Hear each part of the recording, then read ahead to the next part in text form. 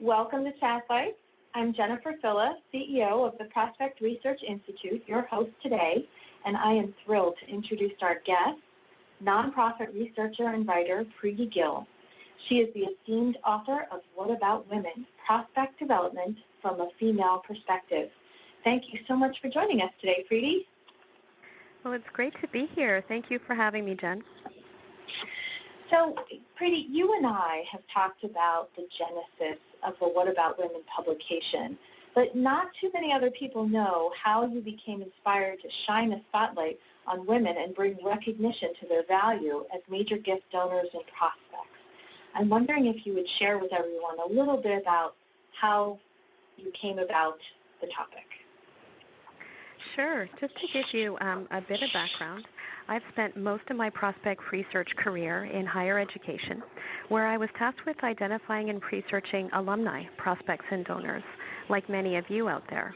So when I moved to our local community foundation 2 years ago, all of a sudden, the prospects and donors took on a very different look, and I had to be more creative in donor ID strategies. A good portion of our existing donor base is comprised of females. And of course, the traditional sources I had used in prospect development, which includes social media, by the way, so not so traditional, they became less helpful. That disconnect between the individuals I research from our pipeline and the donors who are currently giving became more real.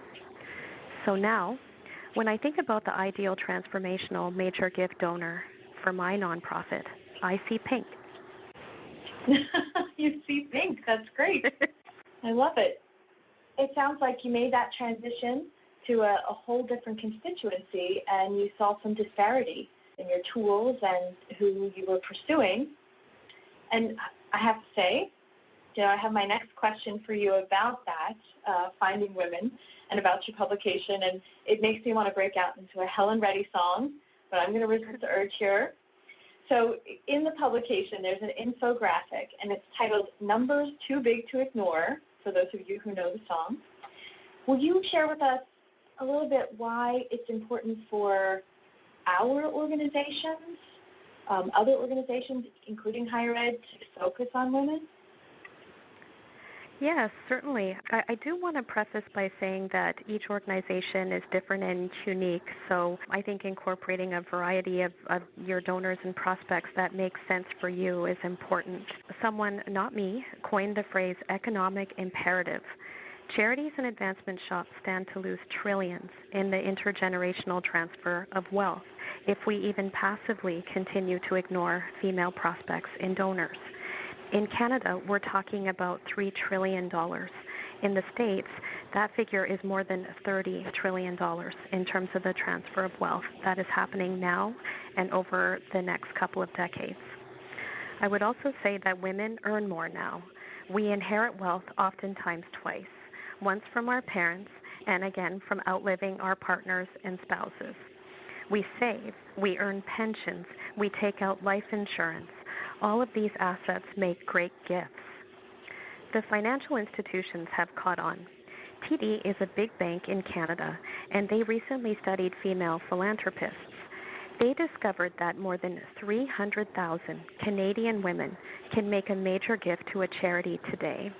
And I'm sure that you're curious about what constitutes a major gift by TD. That would be $10,000. Another point that I'd like to make is that I think knowing and understanding a prospect's attributes is as important as going through prior giving or other behaviors. Attributes form who you are to your core, and they shape your values. What we value, we give, and give back. Thank you. I love how you talk about attributes. I also am curious. I think what I heard you saying was it's not just Preeti Gill who says we should go after women, that women have money to make major gifts.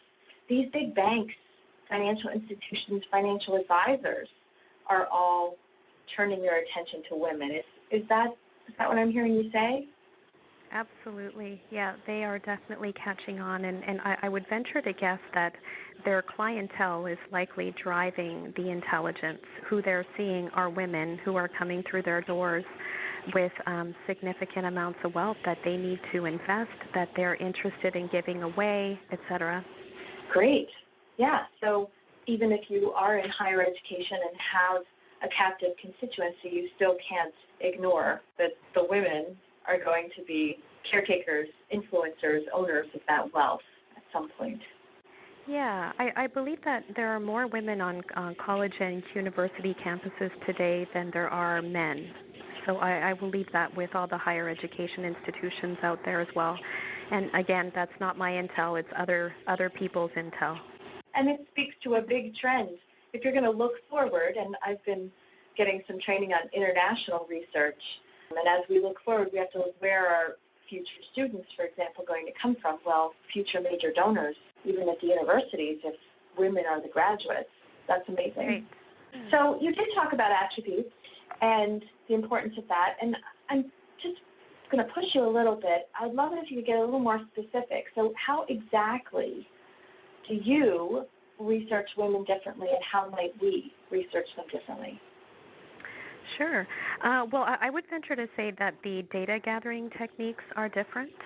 I would say that the lists are different. Sure. Look at the top paid CEOs in corporate America. I think it was published earlier this week. But also look at the most influential African American females in corporate America. They have their own separate list. Look at the qualified females who are available to stand on corporate boards. Catalyst compiles a list each year of tomorrow's female board directors. I would also say that the assumptions are different. Don't just analyze the finance graduates who work at mega corporations. Look at your annual donors who give $25 each year for the past 20 years, yet have no Google presence. And I'm going to tell you something you already know. Your database of volunteers and donors becomes extremely important to unearth female connectors and donors. So gather and analyze information about your existing female stakeholders. They can help you. And in your pipelines, segment the women first. ID and analyze them, and then turn your attention to their men. You are going to need to allocate time, energy, and money to uncover female donors, and it's not going to be easy. Wow. So again, I'm just hearing some parallels with international programs. One, affinity being such a strong indicator, loyalty in giving, because if they're not showing up in those traditional wealth lists the way the men are, finding that affinity is just even more powerful. And involvement with women being a key indicator, the volunteering, but also that it takes more time. What I've heard with the international is, you're going to have to build a presence, for example, in China, and it's going to take years for them to trust you. And what I'm hearing you say with women is it's also going to take a little bit more time to ramp up, to build that culture of women philanthropic giving at your organization. Is that Right. Is that true? Is that what you're telling me? Yeah, absolutely. Like it can't just be an add-on. You're going to have to allocate, I think, some resources and, turn it into like a special project to start, especially in prospect development, and then encourage your shops to sort of get on board. I would just say that it's probably not going to be easy, and you may be met with, a bit of a backlash with all of your feminization. I would venture to say tread carefully and tactfully, but keep moving forward, because the moment that you start to talk about women in philanthropy and prospects and donors who look differently than your traditional base, you are going to tap into some staff and some board directors who are going to get on board. I can almost guarantee you of that. Well, that's great encouragement, because I think, when we started the call and we were all just chatting, we heard from someone who had gotten some pushback about creating a women's group at her institution. And I know in the publication, What About Women, you did talk about a group in Wisconsin that was doing wonderful. And when you focus on the dollar signs, both the transition of wealth that's happening, the transfer of wealth that's going to happen, and then also the money that these other organizations are raising right now from women. I mean, that's got to be pretty persuasive. Absolutely. And I would also say that I'm actually very lucky where I am at my community foundation. The men are actually driving our Women in Philanthropy strategy, if you can believe that. And the women have been sort of following suit. I mean, we're certainly on board, but we did need buy-in from our senior management and other staff members. And we have a great mix of enlightened males and females here at my community foundation. That's nice. You are very lucky. That's important. Mm-hmm. And it's true, we know that majority of senior leadership is going to be male. Right. And that's not different here. Right. Okay, and then I have another question for you. How are women prospects and donors different from men? Like, what are some of those differences that we might look out for? That's a really good question. And I don't want to overgeneralize and tell you I think that all female philanthropists behave the same way or that all male donors do. Clearly that's not the case. But there are trends to point out here. We tend to take less credit for our giving. Oftentimes we stay anonymous. We give millions through our estate plans long after we pass away. Female donors are teachers, librarians, they're loyal staff. They're even bar owners. If you follow my Twitter feed, you'll know exactly what I'm talking about. But they don't tend to be public company executives. Some other tips that I wanted to mention are we love dialogue. We love to talk about everything. We like to be informed, and there are many prospect development professionals who are female. I think we are primarily skewed to females. And another thing is we want to connect to each other female donors. Right, and you had mentioned to me when we first started this journey together about the book called She Spot, and it's all about marketing to women. And that's one of the things they mention in sort of a for-profit sphere about women as customers. They take a little longer to convince, but once they're convinced to buy, they're going to tell every one of their friends about it, which is what we would love to have happen in giving as well. That's right. It's not an easy thing to sort of tap into either because women don't appreciate a hard sell, right? We don't like to be sold something. We like to get information about something and make up our own minds. But when we are convinced, and I'm generalizing here, but when we are convinced, we love to promote and we love to share. And I think that would ring true in philanthropy as well. Great. Well, we've been talking for a while. And I'm wondering if we have any questions from the audience about anything we've talked about or about the publication. I just wanted to follow up. I know you mentioned the catalyst list for like the future CEOs, but you also mentioned a listing of African American females and just higher level females as well. What were those lists that you recommended? I can certainly share them. I was actually just sort of trying to create a sort of pictorial, so I can send them to you after the call. I don't have the exact source on hand at this point. I also have a resource to mention. Preeti and I, mostly Preeti, put together a lot of resources, What About Women, and you can find that on the prospectresearchinstitute.org website under links and resources. You're going to see it's called What About Women. And there are a number of lists that are there. Rich Woman List, Canada's Most Powerful Women, the $1 Million Gift List, Women in Philanthropy Archive at the University of Michigan. So those are available. Thank you. And I had another just kind of general question. If you have any particular tips and strategies for finding females with the name challenge, if they've changed their name or if they're using a hyphenated name. I know sometimes you can find things like on real estate records or things like that. Any other kind of insider tips to deal with trying to find your alums if you're at a university who may have changed their name? Yeah, that's a really good question. What I try to do where I am is actually kind of focus on salutations as well. When I'm sort of IDing women prospects, I look for those who are referred to as Miss and Ms. and Mrs. and I really search for the differences. I also search through property records to verify names, to find married names.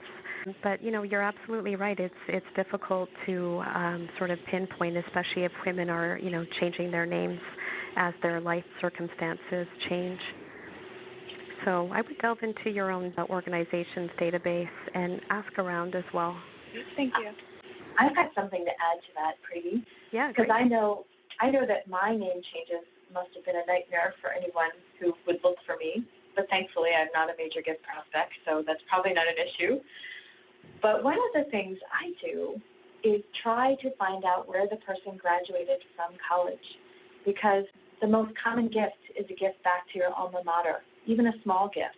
And universities love to recognize every single one of their donors, unlike many organizations that only recognize the top donors. So that's usually where I find their maiden name. I'll search the domain of their alma mater with their married name and find their maiden name because they're listed that way. That's a nice strategy. Thanks. Yeah, Great question. oftentimes you have to delve into other family members and search around the woman in order to really get that holistic perspective of where she comes from and how she identifies herself. Yeah, that's unfortunate that you have to go to the other people to find her, but maybe in 20 years that won't be the case. Right. I hear you. Thank you for the question. I would like to ask you, Preeti, another question. And I'm wondering if you've had a reaction from readers. Like, have you had anyone sort of make review comments, or if you had conversations with anyone? What have you heard back about the publication? Yeah, it's been wild in a good way. It's actually been a conversation starter, which is what I was hoping it would be. I've heard from many colleagues and friends who have already bought or who plan to purchase the publication for their own special projects and office libraries, and I'm so grateful to everyone who has reached out. The commentary has been just generally very good. Like I've been commended for just putting women on the prospect development radar in the same way that women are top of mind in fundraising and philanthropy in general. But I think we need to do our part in prospect development to identify and research and help cultivate the women. Great. That's awesome. And Jen, I have a question for you as my publisher. Uh-oh, I'm in trouble. Oh, it's a very general question. I was just wondering if we could hear your thoughts about this topic, if you don't mind. About the topic of women in philanthropy, about the publication in general. Okay. Anything you'd like to share? Sure. Yeah, I have been very inspired by you, Preeti, and really wasn't aware of how important that transfer of wealth is and how different women as a whole are from men in regards to philanthropy. Now, the pushback I get when I talk about it is, well, we're generalizing. And of course we are. That's what we do as prospect research professionals. We need to generalize groups and find commonalities within a separate group so that we can identify them through specific criteria. And we're doing the same with women. It does sometimes sound as foolish as saying Asian donors, because Asia is such a huge area that encompasses so many different countries and cultures. But right. We can make some generalizations about women as a whole, and we can also have some subgroupings, begin to segment within there. I think, any good mother teaches her child not to talk about politics and religion at dinner, right? And here, this falls in line with don't talk about gender or race. They're just really sensitive topics. So I have gotten a little bit of pushback on that as well. Why would we single out women? But it's been a great, again, just like you said, Preeti, a great way to open conversation. I think that women are being overlooked and undervalued and have been for many years. We aren't the first to recognize this as a situation and to try to bring women into the spotlight as the wonderful donors that they are. So it has been a fun journey. I think there's more to do. I would like to find more specific ways or better routines that we could have as prospect research professionals to begin identifying women. And that will take time and money because it's changing things. But just as we need to change with international prospects or miss out on that source of engagement and revenue, I think if we ignore women, we fall into the same problem. So yeah, it's been wonderful all around. People love the resources. There's a list of resources at the end of the publication that's pretty intense. So if you want to, know about that, that is there. And we are always looking for more resources to add to the online website. So, I know what I want to mention. And maybe you want to mention this, Preeti, I'm not sure. But when we started this project and you started writing, we wanted a hashtag on Twitter to keep track of all the great resources and the gifts that we were seeing. And Preeti came up with Go Girl Research. So Go Girl Research hashtag in Twitter is what we've been tagging things with. And now other people are starting to join in, and especially tagging those major gifts that we're seeing for women. Now women are earning their wealth. We're seeing those gifts naming the business college and university. It's just so exciting. So I love that hashtag has come out of the project as well. Me too. Does that answer your question? You've turned the tables. Yes, it does. That's great. Well, we are nearing our half an hour mark, and I do want to give people the opportunity to ask some more questions. Is there any other questions? I have a question. This is Yes. Sherry. So two questions, actually. Do you have plans to do another publication about women philanthropy, in, an expanded version of what you've done? And number two, how do you counsel organizations that have never really given their women donors any kind of special treatment or recognition? They're just lumped with their husbands in the database, and they haven't been tagged appropriately or given any kind of understanding that they're giving also. So do you give any suggestions to organizations that you work with? Well, I'm not a consultant, so I'm going to start with the second question. But here at my organization, what I do is I always try to shine a spotlight on female donors and prospects that are coming on my radar. And I will also share with our team external examples of women who are leaving bequest gifts to other organizations, just to get them thinking about women as viable, transformational major gift donors. So that's definitely a technique that I do. And part of the reason why I started all of this is when I started researching all of these women, I couldn't find information about them. So so I had to go into my database, and I had to go into organizational intel and history in order to try to uncover who they are. So I'm not sure if that answers your second question, but I don't counsel organizations myself, and I would throw that question to Jen, who has done some consulting for external organizations.